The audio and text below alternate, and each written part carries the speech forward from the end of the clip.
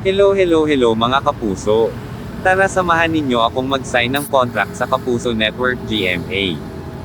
Anyway, malaki talaga ang pasasalamat ko sa GMA dahil naniniwala sila sa akin at minamahal nila ako bilang isang kapuso. Nang dahil sa aking talento sa pagsasayaw at pagkakanta kinuha nila ako bilang talent nila.